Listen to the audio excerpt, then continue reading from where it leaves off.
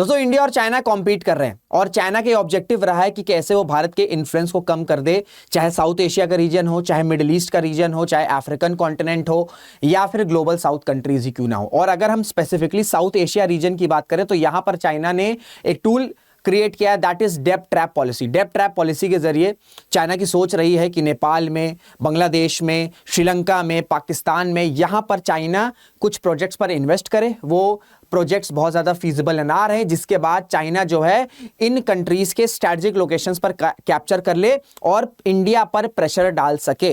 तो इसी वजह से जो चाइना है वो अपने मिलिट्री रिलेशंस को एक्सपैंड कर रहा है बांग्लादेश और पाकिस्तान के साथ, सो दैट साउथ एशिया के रीजन में भारत पर प्रेशर बनाया जा सके।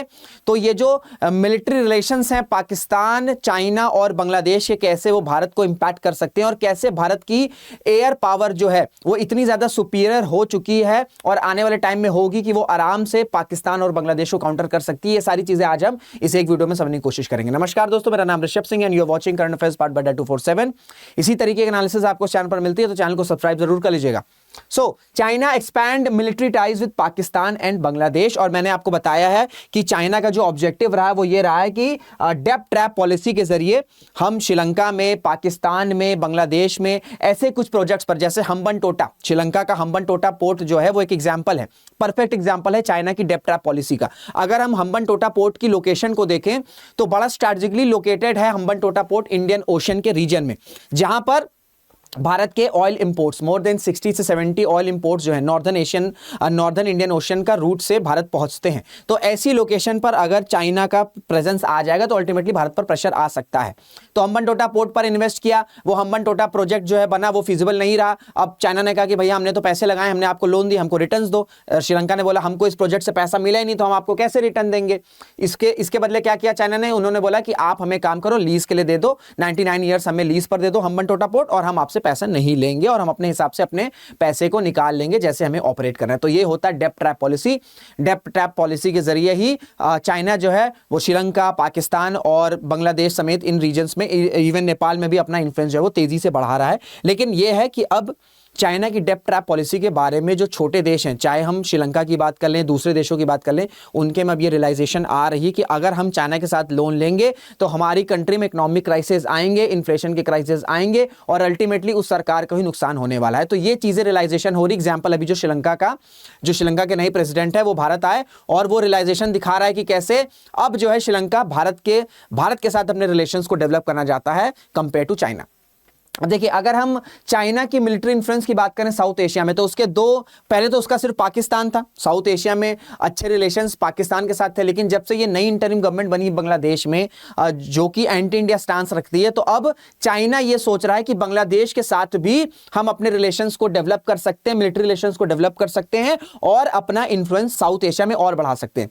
जैसे अगर मैं पाकिस्तान के एयर पावर की बात करूं या मॉडर्नाइजेशन की बात करूं या टेक्नोलॉजिकल एडवांसमेंट की बात करूं, तो ये जो पाकिस्तानी फोर्सेस, भाई देखो, इनके पास पैसे तो है नहीं, ना इनके पास कोई इकोनॉमी है, ना इनके पास कोई स्टार्टअप का कल्चर है, ना इनके पास कोई ट्रेड का कल्चर है, तो कुछ तो है नहीं इनके पास। तो भाई लेकिन इनको भाई मॉडर्नाइजेशन भी करना है, इनको ये दिखाना है कि हम इंडिया के कॉम्पिटिटर हैं, हालांकि कुछ भी कॉम्पिटिशन है नहीं, लेकिन तब भी तो मॉडर्नाइजेशन के लिए पाकिस्तान टोटली डिपेंडेंट है चाइना की टेक्नोलॉजी पर, चाइना के फंड्स पर। और अभी रिसेंटली ये आया था कि 8 कुछ जो हंगूर सबमरीन्स हैं, और ऐसा नहीं सिर्फ एयर पावर में, सबमरीन्स में भी चाइना जो है पाकिस्तान की मदद कर रहा है। कुछ 8 सबमरीन्स जो हैं वो चाइना जो है वो हेल्प करेगा पाकिस्तान को देने में। 4 वो पाकिस्तान में बनाएगा, 4 वो चाइना में बनाएगा। इसी तरीके से एयर पावर की बात करें तो पाकिस्तान के एयर पावर की मॉडर्नाइजेशन भी चाइना पर ही डिपेंडेंट है। जैसे अगर हम पाकिस्तान के J-17 थंडर जेट्स की बात कर लें, ये चाइना के साथ ही को प्रोड्यूस किया गया था। फिर अगर हम J-10C मल्टी रोल फाइटर्स की बात कर लें, हम चेंगदू J-10 विगरस ड्रैगन की बात कर लें, तो ये सब भी चाइना के द्वारा ही बनाया गया है या चाइना के असिस्टेंस से ही पाकिस्तान के पास पहुंचा है।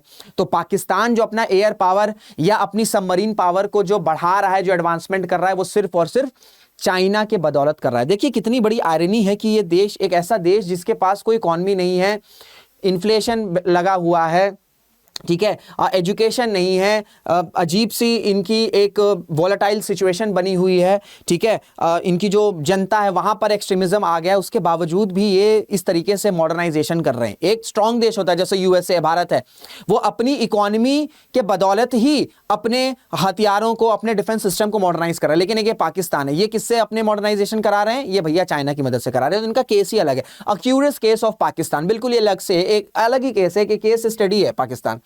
अब देखो, जैसे मैंने बताया कि भैया 1971 में 1971 में भैया बांग्लादेश आजाद हुआ, स्टैब्लिश हुआ। भारत का बड़ा इंपॉर्टेंट रोल था, क्रिटिकल रोल था, और रिलेशंस हमारे बहुत अच्छे चले, स्पेशली 2009 से लेके 2024 तक, जब तक शेख हसीना की सरकार पावर में थी बांग्लादेश में। भारत और बांग्लादेश के बहुत अच्छे रिलेशंस डेवलप हुए। लेकिन जुलाई 2024 क्या हुआ? सो कॉल्ड स्टूडेंट प्रोटेस्ट हुआ बांग्लादेश में और शेख हसीना की सरकार को गिरा दिया गया। नई इंटरिम सरकार बनी जिसमें बीएनपी भी एक इंपॉर्टेंट पार्टी जो कि प्रो चाइना पार्टी है।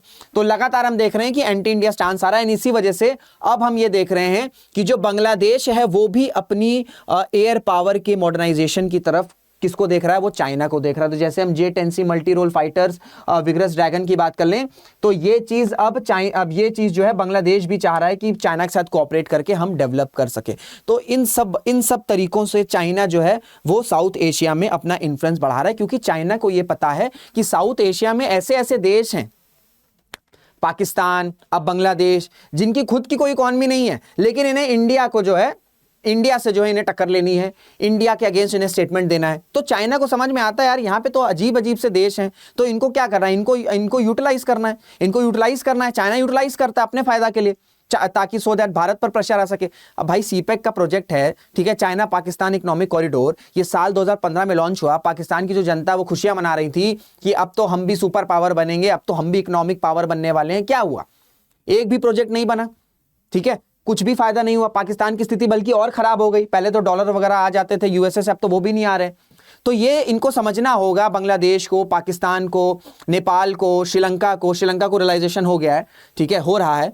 इन सब देशों को समझना होगा कि चाइना जो है वो इंडिया को अपना कॉम्पिटिटर क्यों समझता है? क्योंकि इंडिया ग्रो कर रहा है, इंडिया की इकोनॉमी ग्रो कर रही है, इंडिया में स्टार्टअप कल्चर है, इंडिया में सर्विसेज का, इंडिया में आईटी सेक्टर है, इंडिया फार्मास्यूटिकल हब है। इस वजह से इंडिया का राइज नहीं चाहता है चाइना। दैट्स व्हाई पाकिस्तान और बांग्लादेश को वो यूज कर रहा है, सो दैट इंडिया का इन्फ्लुएंस कम हो सके। लेकिन ये चीजें इन देशों को समझ नहीं आती, क्योंकि बिल्कुल ही out of the box thinking चली गई है, स्पेशली पाकिस्तान की। तो अब देखिए, जैसे मैंने आपको बताया कि China expands military ties with Pakistan and Bangladesh, here's how India's air force stays ahead. जैसे मैंने आपको बताया कि भले ही चाइना कितना भी एक्सपैंड कर ले मिलिट्री टाइज को, लेकिन भारत की एयर पावर को डिफीट तो छोड़ो, सोच भी नहीं सकता उसको टकराने, क्योंकि हमारी एयर पावर बहुत ज्यादा सुपीरियर है, जो कि अभी मैं आपको बताने वाला हूं।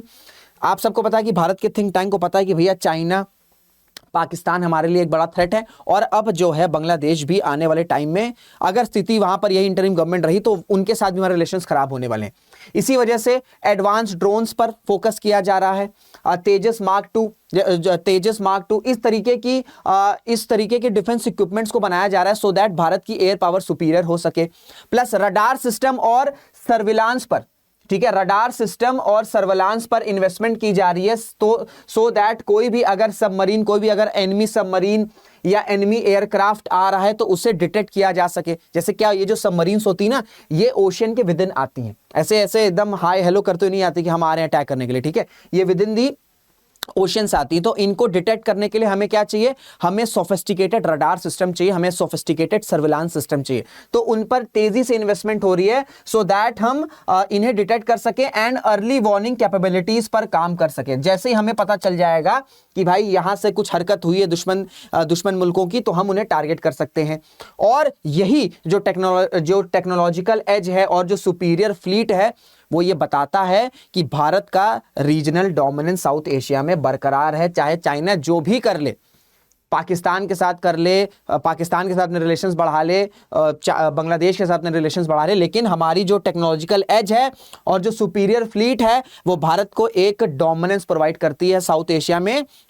एंड एक और ये जो हमारे और ये जो है ना, ये जो मॉडर्नाइजेशन है ये ऑन गोइंग है, तरह तरह के मॉडर्नाइजेशन हो रहे हैं। हम डिफेंस में आत्मनिर्भरता की बात करते हैं, हम यूएसए से भी एक्सपोर्ट कर रहे हैं, डिफेंस एक्सपोर्ट कर रहे हैं, हम रशिया से भी एक्सपोर्ट कर रहे हैं, हम इजराइल से भी एक्सपोर्ट कर रहे हैं। तो ये ऑन गोइंग मॉडर्नाइजेशन है, ठीक है, ऑन गोइंग मॉडर्नाइजेशन। और जो एडवांस डिफेंस सिस्टम्स हमारे पास है, ये भारत की पोजीशन को सॉलिडिफाई करता है as the regional super power in the South Asia reason.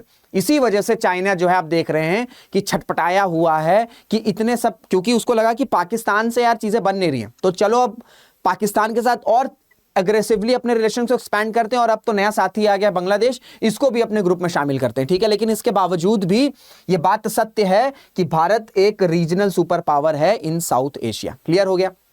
अब मैं आपको बताता हूं कि किस तरीके से हमारी जो एयर पावर है, हमारी जो एयर फोर्स है, वो इन दोनों देशों से कितनी ज्यादा आगे है। अगर हम एडवांस फाइटर जेट्स की बात करें तो हमारे पास 500 से ज्यादा एडवांस फाइटर जेट्स हैं, पाकिस्तान के पास 400 के राउंड है, एंड इसमें भी मोस्टली जो है वो चाइना से ही आते हैं, ठीक है। अगर चाइना हाथ खींच लेना तो पाकिस्तान जो बोलता रहता ना कि जंग है, ये है, वो है, हम इंडिया को नुकसान पहुंचाएंगे, सिर्फ चाइना के सपोर्ट पर बोलता है। क्योंकि कोई भी देश मिलिटरीली भी उतना ही तभी वो स्ट्रांग होगा जब उसकी इकोनॉमी स्ट्रांग होगी।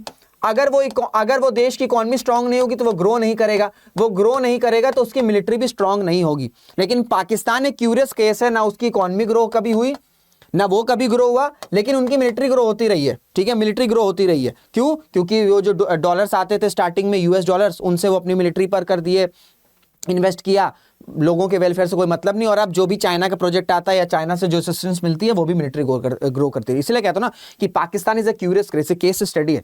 बांग्लादेश की बात करें, क्या बात करें, 50 इनके पास भी है, लेकिन ये भी ओल्डर एयरक्राफ्ट है, तो ये भी मॉडर्नाइजेशन की तरफ बड़ी तेजी से देख रहे हैं, लेकिन इनके पास भी कोई खास ऐसी अच्छी इकॉनमी है नहीं, और अब तो बिल्कुल ही आपका डिस्टर्ब हो रही इकॉनमी, तो ये भी टोटली चाइना पर ही डिपेंडेंट है, ठीक है, ये भी टोटली चाइना पर ही डिपेंडेंट है।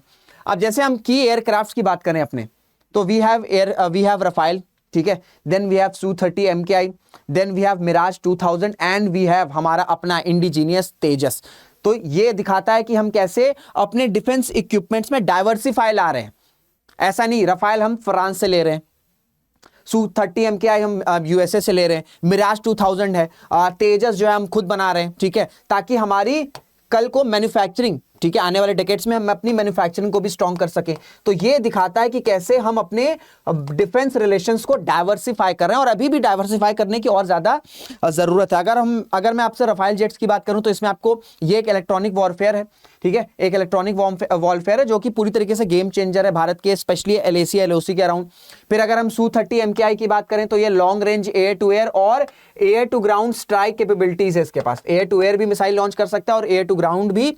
और फिर अगर हम मिराज 2000 की बात करें तो इसने पहले भी कई बार किस तरीके से प्रिसाइज स्ट्राइक इसकी कैपेबिलिटीज है वो हम देख चुके हैं। ये फिर हमारा तेजस है जो कि प्रिसाइसली स्ट्राइक मिशंस के लिए काफी काम आता है। प्लस सबसे इंपॉर्टेंट ये है कि इंडिजिनियसली बनाया गया। ये आप तेजस MK2 फाइटर जेट्स देख सकते हैं, 2500 किलोमीटर की कॉम्बैक्ट रेंज है, 17,500 kg का मैक्सिमम टेक ऑफ वेट है, 2385 kmph की मैक्सिमम स्पीड है।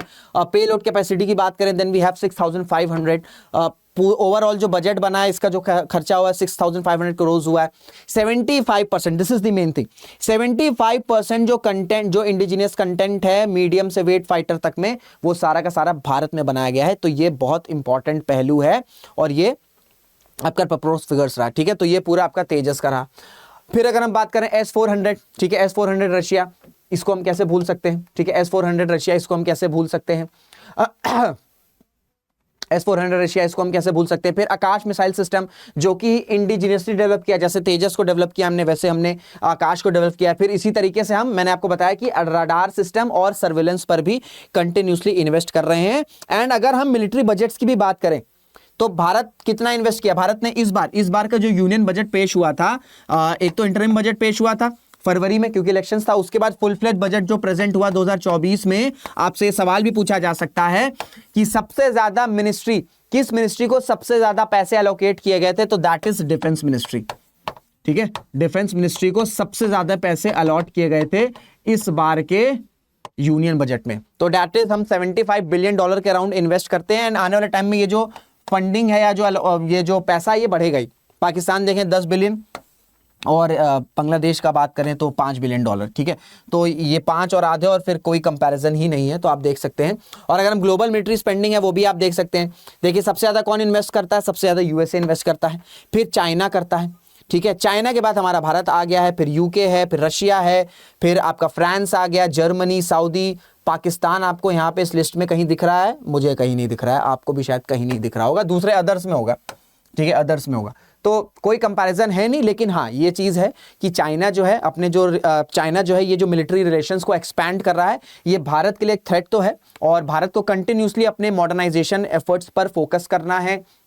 इंडिजिनियसली हम कैसे और डिफेंस इक्विपमेंट्स को, डिफेंस एयरक्राफ्ट्स को, डिफेंस सबमरीन्स को बना सकते हैं, इस पर फोकस करना, और कैसे हम रशिया के अलावा और दूसरे डिफरेंट पार्टनर्स पर भी फोकस कर सकते हैं for exports when it comes to defence equipments. तो ये थी पूरी एनालिसिस चाइना, पाकिस्तान और बांग्लादेश के नए एक्सेस को लेकर। तो आई होप आपको चीज़ें क्लियर हो गई होंगी। तो इसी के साथ इस वीडियो को एंड करते हैं। अगर वीडियो आपको अच्छी लगी होगी तो इसको शेयर ज़रूर करिएगा, लाइक ज़रूर करिएगा, और आपके जो भी थॉट्स हैं इस वीडियो के रिगार्डिंग वो थॉट्स भी आप कमेंट बॉक्स में बता सकते हैं। तो इसी के साथ इस वीडियो को एंड करते हैं, मुलाकात करेंगे आपसे अगले वीडियो में। जय हिंद, जय भारत।